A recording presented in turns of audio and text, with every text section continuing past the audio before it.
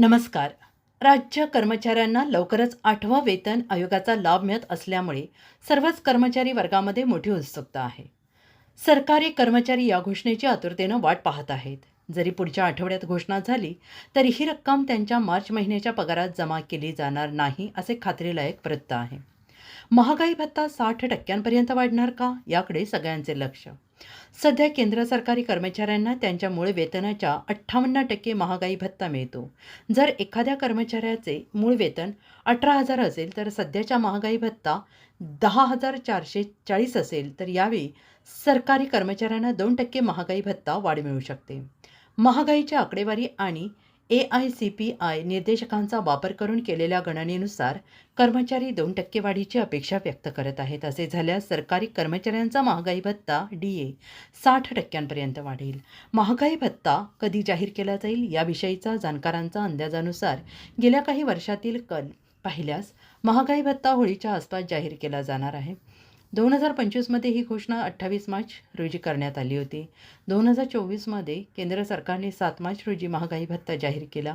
2023मध्ये 24 मार्च रोजी आणि 2022मध्ये 30 मार्च रोजी महागाई भत्ता जाहीर करण्यात आला.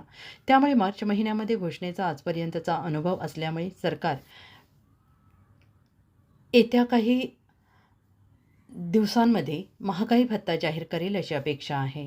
जरी सरकारने येत्या काही दिवसात महागाई भत्ता जाहीर केला तरी तो मार्च महिन्याच्या पगारात आणि निवृत्ती वेतनात जोडला जाणार नाही.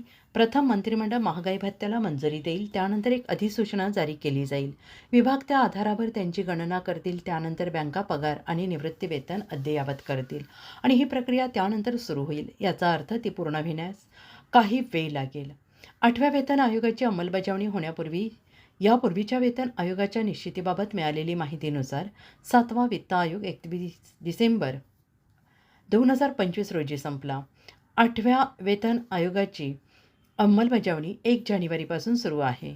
तथापि नवीन वेतन आयोगाचा अहवाल प्रसिद्ध होण्यासाठी 14 ते 18 महिने लागतील. निर्धारित वेळेनंतर राज्यातील सर्व कर्मचाऱ्यांना मागील सर्व महिन्यांचा फरक देखील काढण्याची राज्य शासनाची विहित नियमावली आहे.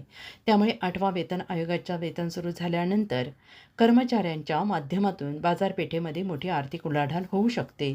सर्वसाधारणपणे 6व्या आणि 7व्या वेतन आयोगामध्ये कर्मचाऱ्यांना अपेक्षा एवढा पगारवाढ मिळालेली नसल्यामुळे 8व्या वेतन आयोगामध्ये नक्की किती पगार वाढणार याकडे सर्वच कर्मचाऱ्यांचे लक्ष लागलेले आहे. अर्थतज्ज्ञ 8वा वेतन आयोगामध्ये खूप मोठी वाढ दाखवत असले तरी फिटमॅट फॅक्टर नेमका किती स्वीकारणार आणि त्यानुसार पगारवाढ किती होणार हे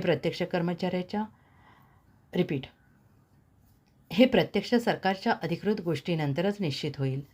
मराठी समाचारसाठी डॉक्टर सतीश महामुनी, तुळजापूर.